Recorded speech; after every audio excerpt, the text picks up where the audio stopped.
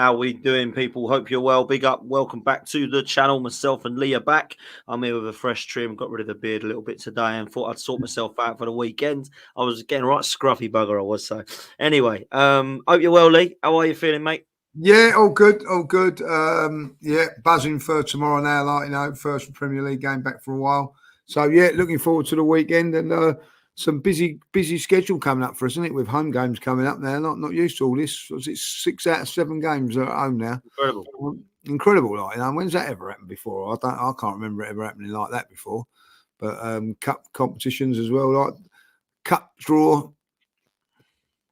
So would have preferred it to been at home, not away. But I think when the draw come out, all the people we could have had, wouldn't you? I mean, like some of the draws are pretty good, like Brighton, Liverpool, Villa and Palace, obviously Spurs, Man City, Chelsea, Newcastle. So they've all drew each other really, other than us. So we got like that. And when you looked at the last 6 teams left in it, I think you take what we had there, So all in all, not a bad week, Dan. Not a bad week. Not a bad week. Not a bad week at all, mate. Well, listen, we're going to get to tomorrow. We're going to get to some of the injury news. Going to go through the press conference of Arteta as well. But first of all, mate, there is links and rumours to Florian Wirtz. Now, I know that we shouldn't really be talking about summer transfers in the way that we are. But there are rumours that we would, if we could, go in January for him. But Florian Wirtz is the one that we are looking at. Now, there was a lot of people saying that we didn't replace Smith Rowe and Vieira because Ethan Nwaneri is coming through. We're going to touch on him in a little bit. But Florian Wirtz would be an unbelievable signing. And I saw it today and I thought, it was actually Chris Hudson who spoke about it. There's a hell of a lot of reports, mate. I mean, I'm looking here now. There's 1, 2, 3, 4, 5, 6, 7, 8, 9, 10. There's 12 different sources that are reporting this news that Arsenal want to go all out for Florian Wirtz. Now, it is potentially going to cost around £115 million, which is going to be a huge bit of business. Declan Rice plus more sort of business. What do you make of all this, Lee? Well, good player. I'm not going to lie, and it's nice to be linked with that sort of thing, But I think if we're going to be spending that sort of money, my word, they're going to be spending some money next season because they've got to strengthen up the midfield by at least 2 with Partey and Jorginho out, and bringing in somebody like that as well. That'd be a lot of money, but obviously, there's no smoke without fire in it, So any player that comes in who's going to try and improve the team, and that certainly does. I think he's a very, very good player. Really impressed with him when I've watched by Leverkusen, and also when he's played for Germany as well. I've been really, really impressed. So a lot of money, though, Dan. A lot of money. It is a lot of money. It is, and I think personally, it's the sort of player that we should be going for. I mean, the links here are suggesting. I'll just read some of the stuff out. Arsenal were interested. excuse me. Arsenal interested in signing Florian Wirtz, who wants to leave by Leverkusen in the summer. They want 150 million euros, according to high-level sources. Arsenal sporting director Edu has held meetings with Bayer Leverkusen officials regarding signing him. Arsenal were willing to pay 115 million and pay 70% of it up front if he's allowed to leave the club in January. Talks are at a crucial stage. Mikel Arteta is obsessed with the idea of signing the forward and would spend up to 125 million pounds on him. This is all sounding pretty goodly. It's sounding like not much rumours. I mean, some of the earlier released rumours saying that Arsenal are looking to battle for Wirtz and Arsenal are fully committed to signing the midfielder ahead of Man City. But some of those Twitter pages there, now fair enough, I don't know how reliable you think some of them are all suggesting that this would be a phenomenal signing. And it's one that we're really interested in getting pushing forward with. Now, look, we got Odegaard, of course, but when we've been injured with him, Nwaneri, Trossard, there is Sterling, there is other options. But I personally feel like we do need somebody like this. And I think this would be a wonderful signing. He's only in his early 20s. I think he's just turned 21. So he's definitely a player that for me would be a phenomenal talent and one that I think we should be looking at getting. I don't see it happening in January, though, Lee. Do you? I think this is a summer move, isn't it? Yeah, well, I think one like that is a summer move, but you never know. You never know. Sometimes it happens. I think that maybe, I don't know, people will tell me different, that the financial rules change after January because it's a different year. I don't know. So maybe that they can go big again. But whatever happens, I think they're going to go big next summer. I don't think we've gone as big as we like to this summer. I think maybe something's held us back down. I think, if I'll be honest, and we've had to do a little bit of wheeling and dealing and rely on the youth players who, by the way, come up trumps in the midweek. So it'd be really interesting to see if Arsenal got the money for it. When Declan Rice was available, we earmarked that's the sort of player we went and got him. And I think that's what we've got to do again and be ruthless. And listen, at the moment, I would say Arsenal's one of the most vibrant clubs to come to. You know, not only for looking like that they might get success. You know, don't get me wrong, it's still very, very tough to get past City, but you know, the squad depth and the age of it and all that, I think you'd think, well, I'd like to go there from 21, 22 because I can not only challenge for things, I can grow with the team, and it could be, you know, like my sort of remit really. So you're going to just hold fire on it at this moment in time, but it's listen, Dan, we've been here before when all these sort of players have been linked, and you know we've never ever been in the you know, conversation, have we? But we're in the conversation now, and that's a good thing. It is a good thing. There's a lot of talks as well that Man City are going all out for Musiala. And as Spanish Never Die here says, Arsenal to get Wirtz, City to get Musiala. Now, Musiala is looking to be the replacement for potentially Kevin De Bruyne leaving. Arsenal, I don't think are going to lose anyone in that attacking position. We know we're going to lose midfielders. But I've only really got Odegaard and Nwaneri that's going to be in that position. That's definitely an attacking 8, number 10. So I think this would be a phenomenal bit of business. I really do. And I look at it, Lee, and I think, look, the midfield at Arsenal, the defence at Arsenal, and the strike force could actually do with at least one player in each position still in the summer, in my opinion. Yeah. We've spoken so much about a striker. We know Wirtz would be a really good signing. If Sterling doesn't stay, we might need another wide player. And then certainly in midfield, if Partey and Jorginho are going to be leaving after their contracts expire, we'll look to be looking at what happens there. And then there's a lot of reports that Tomiyasu, Kivior and Zinchenko are all looking at their futures alongside Kieran Tierney. So it looks like Arsenal have got their core, but now it's just going to be about replacing players and trying to upgrade on those positions. And I know it seems weird talking about it now because the window's only just shut, but I do think that Arsenal have got themselves into a position now where they need to look at sort of upgrading those kind of players that do want to move on, because every season you're going to lose players, Lee. Yeah, I think that's the way it goes, and I think that you're right. And then what you need to do is upgrade these players, not just with ability but reliability as well. I don't know how you're feeling about the Tomiyasu situation, Zinchenko again, both broken down weeks before they're available.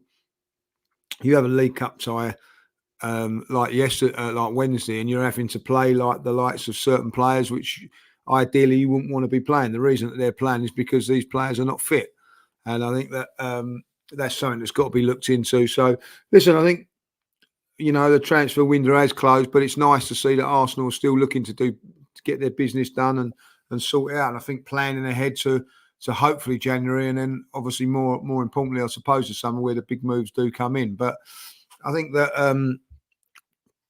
strengthening the squad is one thing, but I just think also adding a little bit of quality to it as well is needed. And whatever happens, play. It's it's a term that's used a lot. You know, the bus or the train you're on, that you get on the bus. You know, there's always going to be a stop where you get on or you get off or you get on at night. And I think that's the stage what we're in now. The bus is, you know, heading towards the Champions League and titles. That bus is a little bit harder to get on and easier to get off then.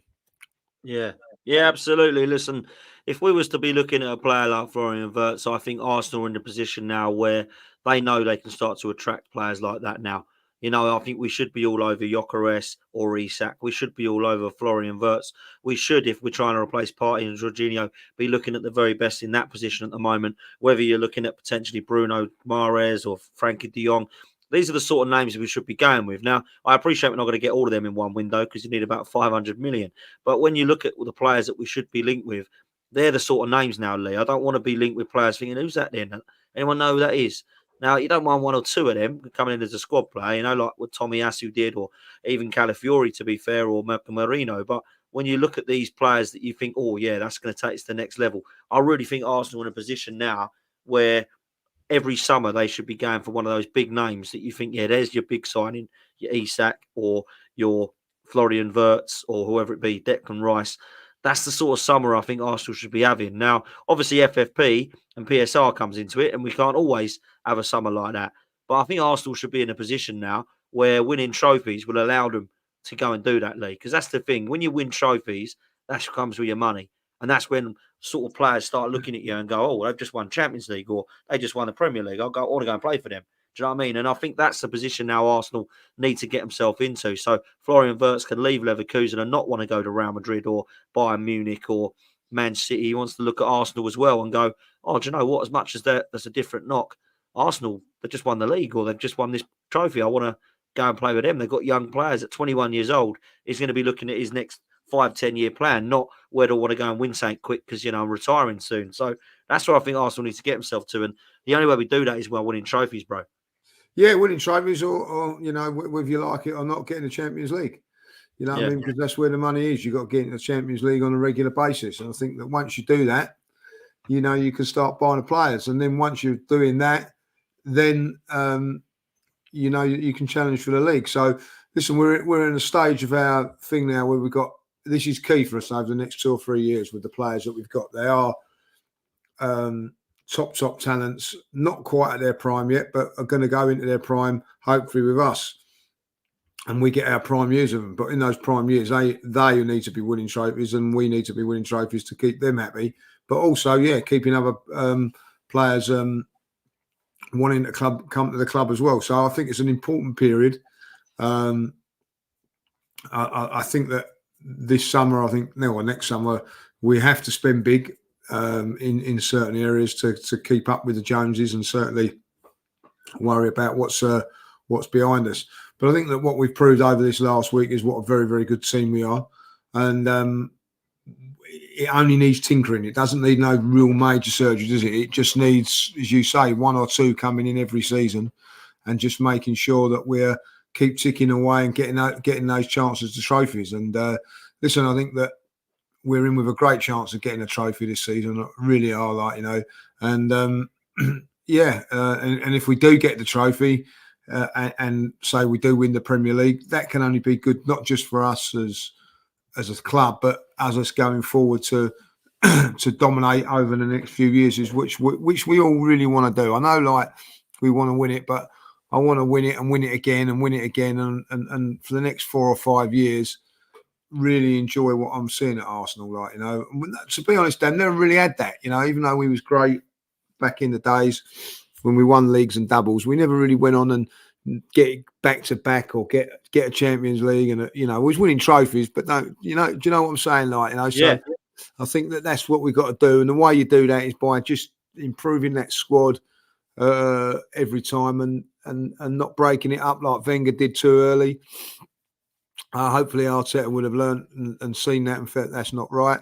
So so listen, I think that once everybody's back, we're going to be really going for it, and hopefully the trophies will come and some more big players.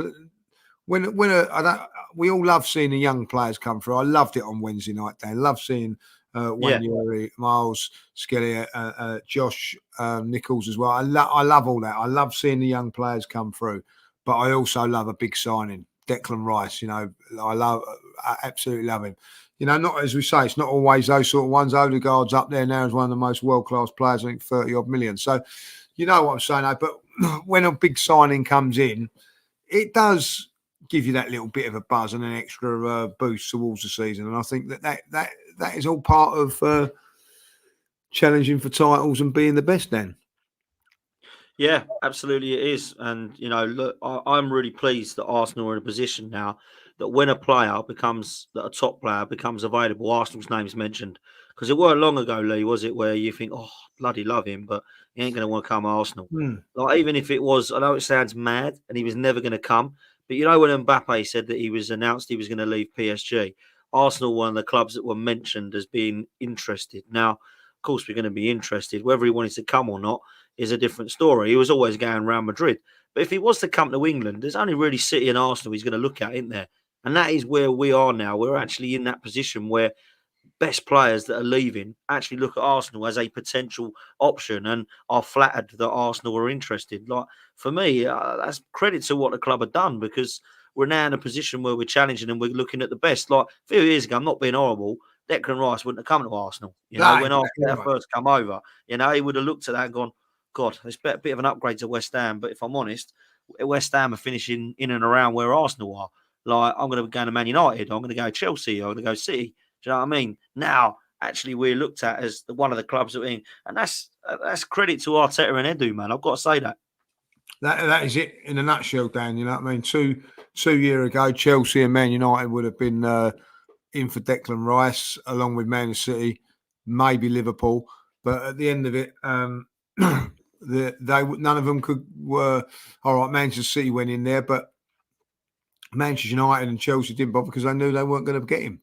You know, and that just shows you it all, like, you know. So that to me was a statement signing. I know that he's a very, very good player, and the way he plays and the way he's conduct himself and everything like that. We know we've got a top player there, but you know, to get him was a big, big thing for us, like, you know. And it was a sort of say a statement signing, but a signing that tells you that Arsenal are serious. I look at Spurs, and a couple of my Spurs mates have said, "Oh, look at you! Like, you know, I know things are different when you're signing Declan Rice." You know, and I think that's a big thing when other clubs notice that what you're doing. And as you say, some of these big clubs now, like, you know, say for instance Man United, who would really want to go there at the moment unless you're giving lots and lots of money. I think if you want to win things straight away, you'd avoid Man United because you know it's a project of 2 or 3 years. Now, I know, yes, they've won the FA Cup and the League Cup in the last couple of seasons, but I'm talking the big trophies. You know, you're not going to go for 100 million and be happy with winning the Carabao Cup. You know, you're looking for title challenges and title wins. And listen, to win a title, you've got to challenge it, Dan. You know, it's all right saying like, you've come second or whatever, but at least we're challenging. We're in the mix. And I think that what I see on Sunday, we're definitely in the mix. And so any player that wants to come to Arsenal knows they're going to be in with a chance of winning the Premier League. That you couldn't say 3-4 years ago, Dan. You know what I mean? Like, you're promising players Champions League football, but we're not promising that now. We're saying that Champions League is a gimme, because we're going for the title. We're shooting for the title. If we don't get the title, we're going to be in the Champions League because we're going to be second anyway. Like, you know, so I think that's the way it looks, and that's the way we want it. That's how it was a few years ago, and it's good to be back in on that sort of table talking about that. Like, you know, and you can go back to Man United and Arsenal, and now Man City and Arsenal. You can tell that, and after that game Sunday, that there's a gap between us and the rest. Not a lot of a gap, but a gap. It's us and them. Like, you know, that doesn't mean to say that either one of us is going to win it, but at this moment in time, you'd be a very, very brave man to not back Man City or Arsenal to win the league. Yeah, absolute facts. You would. Let's bring this into this super chat, Francis. We'll love to support both your channels. Big up, thank you very much. Great guys. Lee cracks me up though. I like you love Mikel now. Last year you once asked why we don't hire Ange. Hey? Don't know what that bit is here at the end. Maybe I said that in tongue in cheek, but I've certainly not said that over the last few years.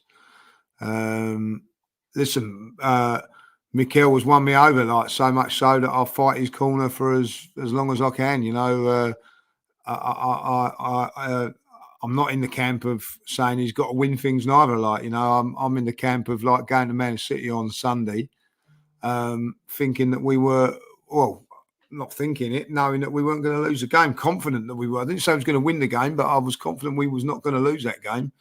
Been a very, very long time since I've been doing that, and that's all down to the manager. So I'm very much on his side, like, you know. And Ange is someone that I certainly wouldn't want at my football club, because listen, I love it that he's got this attacking policy, and You know, it come over well yesterday. Apparently they was down. I didn't watch the game, but they was down to 10 men very early in the game yesterday, and they went on and won it 3-0. So well done for them, like, you know.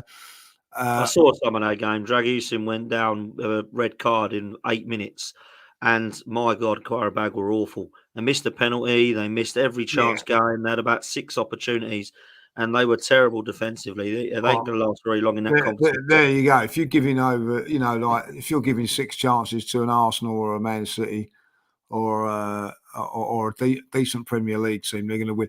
You know, it'd be very interesting if they do that again. If they get, let's see what happens if they get in the Carabao Cup, get someone sent off very early against Man City. Let's see if they go for it. I'll guarantee they won't. You know, because if they do, then they're out of the cup. You know, it's as simple as that. Like, you know, so we'll have to wait and see. But like, you know, I've got no problem with Ange being manager for Tottenham for 5 years or whatever. You know, or whatever. Let it keep happening. I know that at the end of the day, I put Pep at this moment in time still number 1 for obvious reasons, but I've got no shame to admitting the next best manager is Arteta. I've got no worries about that. And like, you know, and I think if you look at on form right now, I agree with you. Look, if you're going to go back and see what people have won and all that, then obviously Emery would leave Arteta dead in the water. But when you look at what they're doing right now for their clubs, I have to say I agree with you. I think what Arteta is doing is he's showing that he is a better coach than Ange, and he's a better coach than Howe and Ten Hag and Maresca, all these guys that are up against us at the moment. Arne Slot, who, to be fair, I think has done quite well at Liverpool. Yeah, he has done well. But I look at what they're all doing at the moment, and I think what Arteta has done is the first 6 games or 5 games, is had a hell of a lot more tougher fixtures than most of those managers have, and we've come out of it where we are now in a very, very good light, in a good way. Yeah, like as you say, and I think that listen, I think Emery's doing a fantastic job at Aston Villa. It has to be said that, like, you know, he's had one difficult game this season to have. Maybe West Ham away is not easy, but you know what I'm saying. That, and he lost that. He lost that to us. So you know, I'm not saying that Emery's not a good manager, like, but I wouldn't. If you said to me now, would you take Emery over Arteta? I wouldn't.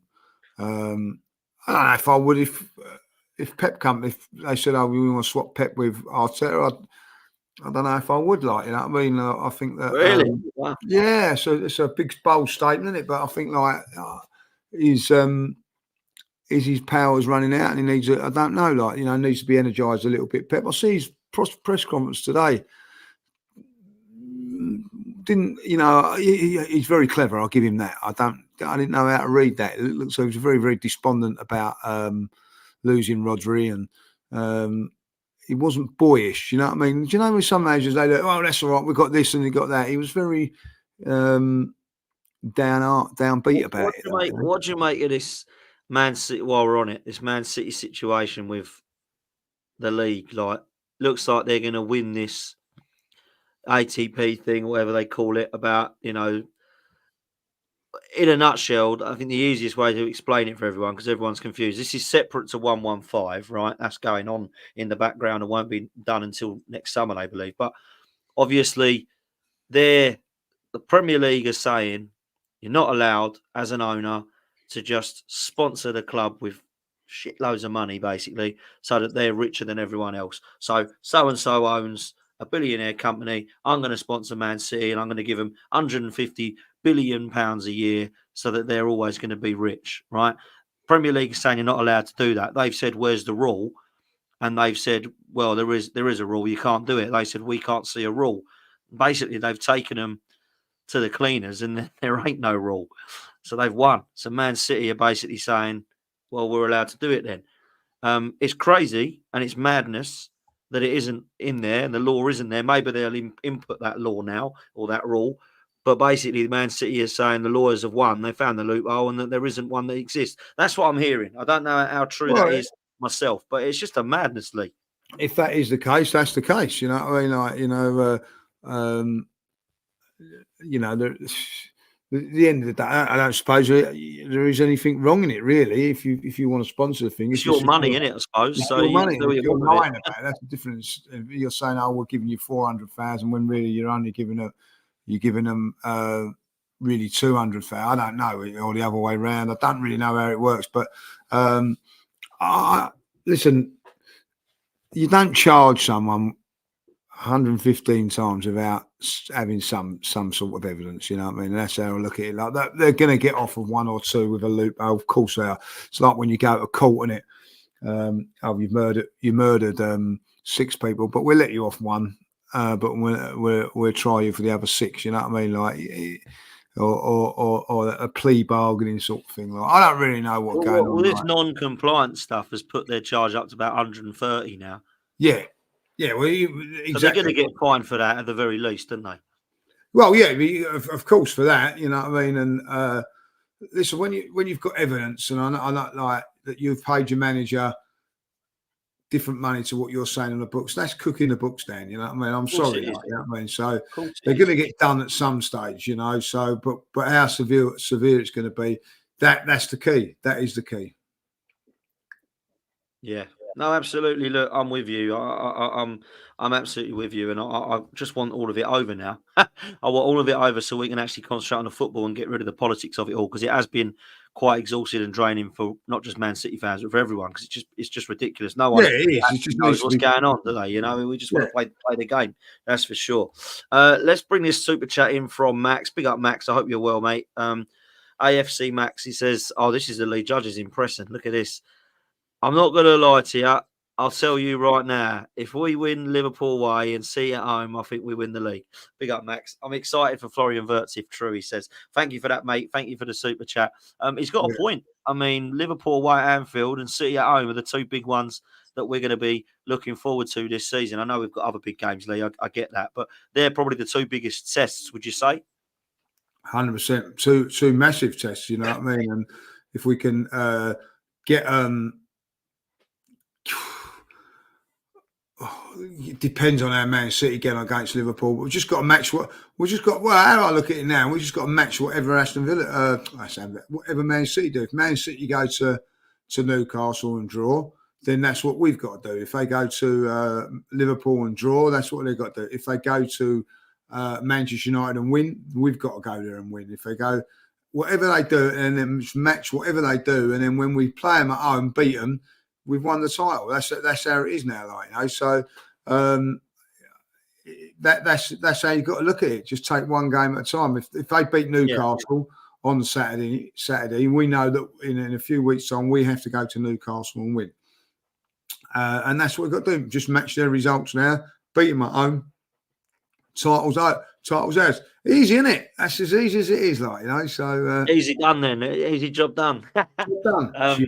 You're right. I mean, it won't work like that, but you're right. That's the target. Look, I want to go into every game, winning every game. Mikel Arteta obviously wants that. I'm going to go through his press conference in a minute, but what's your thoughts going on to the Leicester game? Because that's what he's talking about. We'll come to injury news and stuff like that in a minute, but thoughts on this actual game? Because for me, a lot of people I'm hearing 5-0, 6-0. So I don't know. Something tells me it ain't going to be a walk in the park, Lee. I think they're going to come and try and defend and try and do what they can to keep us out of their goal. Jamie Vardy loves a goal against Arsenal. What are you thinking tomorrow, mate? Yeah, listen, I think Vardy might be out injured, mightn't he? So, oh, really? Okay. Yeah, so I'm not sure. He's an injury doubt. I think there's a lot of pressure on Arsenal in this game. I'll be honest, because everybody's like, right, got to expect to win, right? You've done all that defensive stuff. You've got to open out and win by 4 or 5. Listen, if Arsenal were to go and win 4 or 5-0, that would be fantastic. That would put all the optics and everything to bed, like, you know. And I've got to say this before we go any further about that.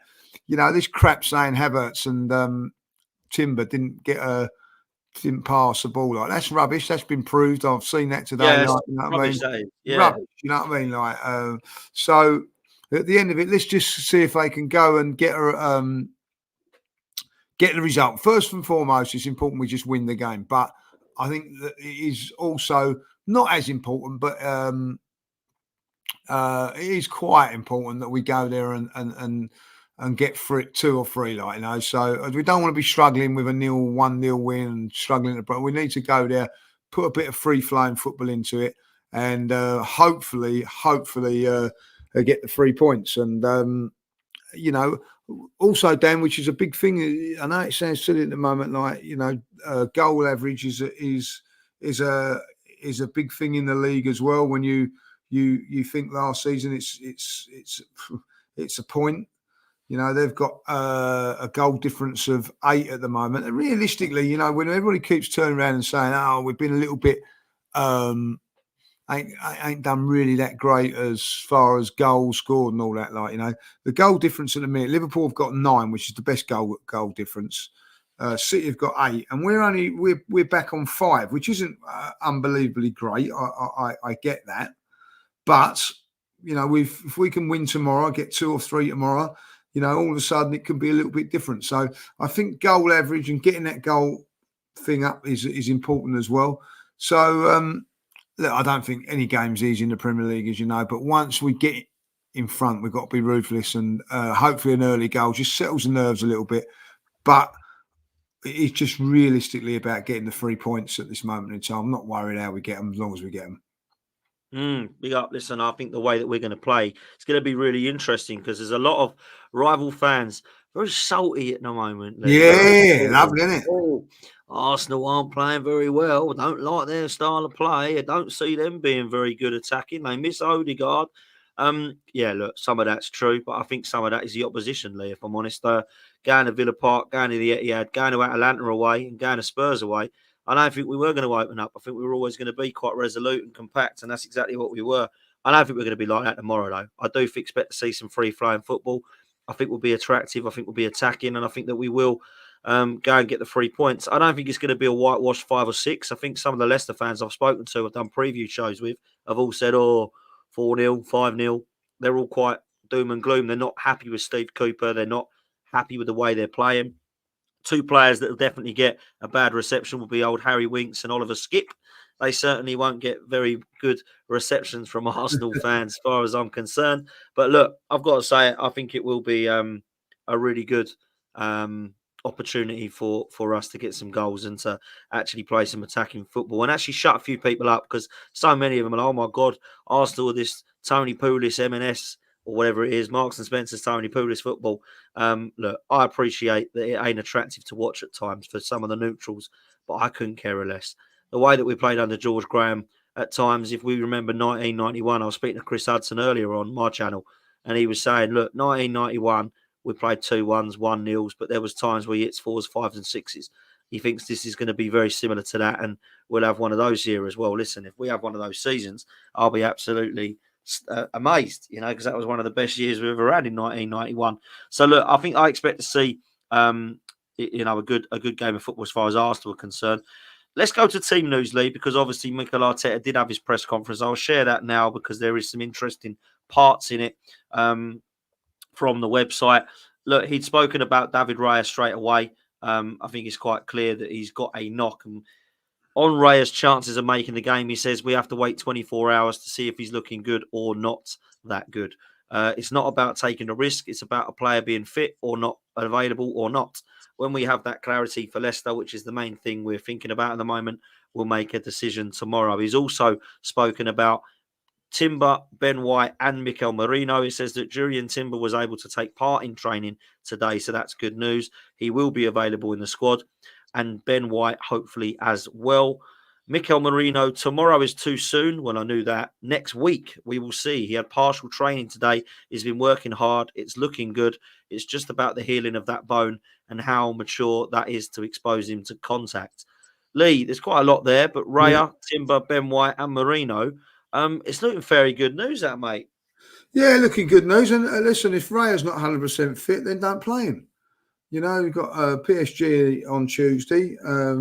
You know, you've got to have faith in your goalkeeper. So Neto comes in. So if, you know, he's not trained today, again, Dave, you don't know if he has or he hasn't.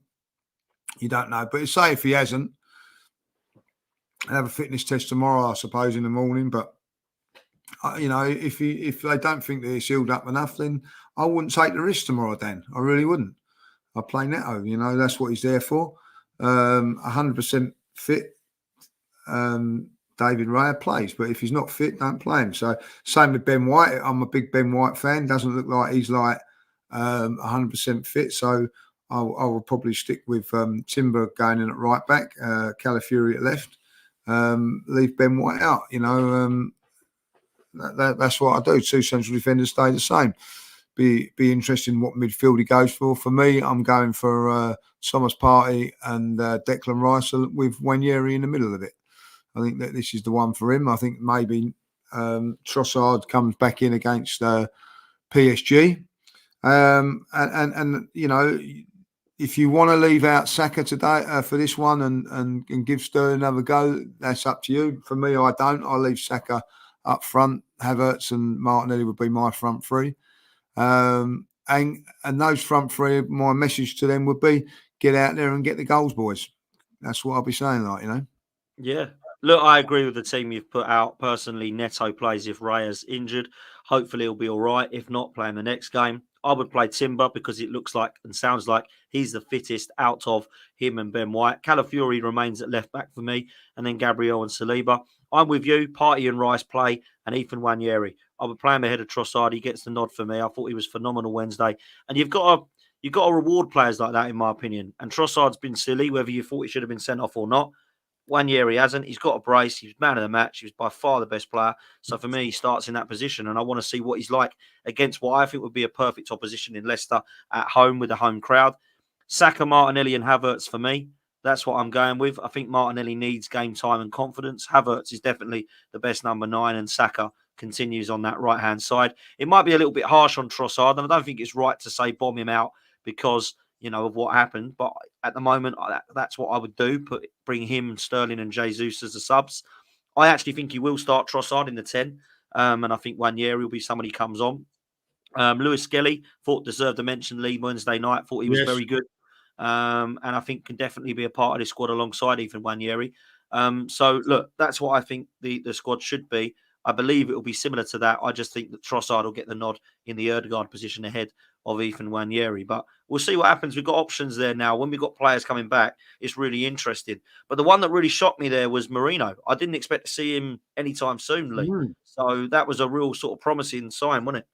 Yeah, like, and probably I would think that maybe against Southampton he could be ready to come back in. Obviously, if you don't against Southampton, you've then got the international break, so he'll definitely be available after that, where we're going to need him as well. So yeah, I think that. Listen, I think I'm with you as well. I still think that he'll play Trossard for this game, but I'd like to see Nwaneri stop because these are the more attacking games now, and if you're not going to play him against the Leicesters and Southamptons of this world, when are you going to play him?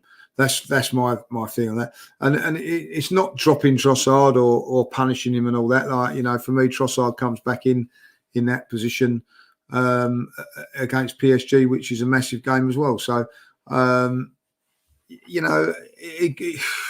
it's hard on Trossard at the moment because I thought, he'd done well on Sunday. I think he was doing okay in a difficult situation game. So now, it's like with all of the guys now, there's been like restrictions on Martinelli, Saka, and Havertz as well as Trossard to get into defensive shape. Make sure you're doing this. Make sure this game is where they're going to play a block. Right, this is where you got to show your attacking qualities. This is what all of those guys will want to do, and but they've got the opportunity to do it now, and that's why I don't want to say it, but Havertz has got to score. Can't go against Leicester at home not scoring. Nor can Martinelli's been fantastic on Sunday against Atalanta. He was poor, like all that they were, but it was a different game situation. This is a different game for us now, So it'd be very, very interesting to see. And listen, if Trossard's out the side, he ain't got an argument, has he? Really, he ain't got an argument. He ain't got an argument. He can't. Not at all. Not at all. And Ethan's, in my opinion, proven he's ready to be selected now. Yeah. And he's proven, and you know what? Hopefully Arteta's proven us wrong, that we aren't short in that position, and Ethan can play there. That's what I'm really hoping, and he is ready for sure, because it's going to be really interesting. In my opinion, look, we'll a couple more bits that he did say, which I think are really key and interesting from Mikel. He did speak about his relationship with Pep Guardiola, which was no shock really. On how he performed with Martin Odegaard, he did mention said, if you put me in this scenario before I started this season, with the calendar that we're given, the fixtures that we had, the 3 away games that we had, and the amount of injuries that we had to deal with, and how we got out of it, I'll be very, very pleased. It's not just Martin. Obviously, he's one of our best players and a player that's more impact on the team in many ways, but there were many others as well, and the team has coped extremely well because we have an exceptional group. A lot of players have taken a different role in the leadership, in their importance in the team, and they embrace that challenge, and I'm really happy for that. I will say, actually, Lee, on Wednesday night, I was really noticeable. Jorginho, Jesus, Rice, even Kivior helping out the young lads, because we had the young goalkeeper, we had Ethan, we had Lewis Skelly, Josh Nichols, and some of the others that come on as well. I thought that was really key, personally, to see, because we actually do have some leaders in this side now. We have got some players that will help each other. And I've got to say, the 16-year-old goalkeeper, hats off to him, because he got through the game. He would have been very nervous, just turned 16. And here's a stat I'll put up on the screen, which will actually make you laugh. And I did put this up earlier with Chris. 16 years old and 72 days. Tottenham last won a trophy 16 years and 214 days ago. So he weren't even born when Tottenham last won a trophy. So he's never seen Tottenham win a trophy, this lad. Hopefully that long may that continue. But I thought that was a really interesting stat, really, Lee. I know it was a bit of a laugh, but that's how young this kid was in goal, and those youngsters deserve a lot of praise, because I thought they were phenomenal on Wednesday, really. Yeah, great. And it was like he got a standing ovation when he went back to school, didn't he, the next day, which was fantastic. I don't know if you've seen that video when they've all given him a guard of honour, all his pupils. Yeah. He goes back to school, which was fantastic. And he's never seen Tottenham win a trophy. I've never seen him win a league. It's fantastic, isn't it? What I mean? So, and the one good thing, I'm glad you mentioned that, because there was a couple of times that Josh made a mistake, and probably Nwaneri made a mistake in the game and all that. But the encouragement that the senior players are giving them is like, right, even though you're here now, like it's sink or swim time, we're still going to help you. Jorginho telling them what to do and all that. If they need a bit of a rollicking, they get a rollicking. I've got no doubt about that. If they don't do the thing, I think if they was to do a basic thing wrong, I think they'd get a rollicking. You know what I mean? But if they're trying to do the right thing and it goes wrong, I think that's when you'll see them give them the encouragement, and that's what you want. If you're doing the right thing, don't worry about it. Get your head up. And I love that from Jorginho and the more experienced guys. And when they've done something well, they was praised for it as well. And we have got a lot of leaders in there. We've got a lot of leaders. A team now that when you look at us in the dressing room or in the tunnel or on the pitch, there's no defender. We had fullbacks that were smaller, weren't we? Not, there's nothing wrong with that, Dan. I'm not saying there is or isn't. But now, like, you look at Ben White, 6 foot, Calafiori, 6 foot, the two centre halves, 6 foot, Declan Rice, 6 foot, Kai Havertz, 6 foot, Marino, 6 foot, Tommy Yasu, who, by the way, is back in training today. I've just read, nothing major, but he's back training. So, all big lads, you know what I mean? So that stature of us not being bullied is about again, and listen, when we was playing ticky-tacky football and everything like that, no one was going around ringing up the league going, "Oh, can you tell Arsenal to stop playing, passing us out off the park?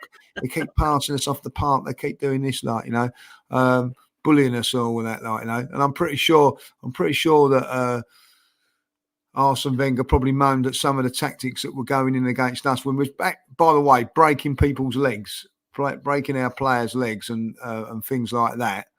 And I'm pretty sure the league didn't listen to one iota of it. So they better not be listening to it now, because that would be typical of them. We ain't done nothing wrong with it. People are saying the second goal could be chalked off. What for? Because Martinelli stood in front of a goalkeeper. To get out of it, you know what I mean? We're back, we're upsetting people. we're upsetting them because people are worried about us. And at the end of the day, we know what the dark arts are like. Do you know why we know that what dark arts are like, Dan? Because we've had it put to us for a very, very long time in those years. You know what I mean? 100%. Blackburns, Boltons, kicking lumps out of us. When we tried to play football and try to do the right thing, what protection did we get? We got nothing. Absolutely nothing. We had 3 players get their legs broken within a year, I think, like Edu, Ramsey, and bloody hell, Diaby. You know what I mean? Like Diaby would have been the best midfield player at Arsenal behind Patrick Vieira. Ramsey would have been one of the best midfield players we ever had. Like, you know, and as far as Eduardo concerned, who would have known what had happened to him? He was absolutely unbelievable. What protection did we get? What do we get from that? Get on with it. Just get on with it. That's what we got. So the rest of the league now, get on with it. The Arsenal are back, and I love it. Mate, we're relevant again, we're competing again, and people hate it, and it is absolutely beautiful to see. Last few comments from me on this before we do close, because we're going to be sending over to myself at 5 for a show. He's spoken about fitness. He's spoken about Tomiyasu. Had partial training today, as you mentioned, Lee. He looked very good, progressing well. Is a little bit behind Mikel Merino, but we don't know with Tomiyasu because he's another one that pushes every single day. He's in a good place now, I think. So listen, Mikel Merino and Tomiyasu are going to be playing in the next couple of games, Lee, it seems. Ricardo Calafiori, really good, came back, little glimpse, then went on international duty, got injured, so we had to manage him again. We threw him in against Man City away. He was superb, really good, adapted really well to the group. Understanding is exceptional, and you see he's a player with an enormous courage and personality, so he's going to give us a lot. He also said Miles Lewis-Skelly is fine. He was cramping, but he has no issues. And also, last two, is there an agenda against Arsenal? He's heard a lot of positive things as well, but the criticism is negative or positive criticism. Great if we get negative criticism with where we are and what we've been through in the games. That tells you the expectations. So we have to raise the level, and that's it. I want to win against Leicester. I want to play well and deserve to win the 3 points. I don't want to silence anybody. I just want to make our people proud, and that's it. Thought it was a good press conference again, Lee, if I'm honest with you. I've been really impressed the last couple. I really have.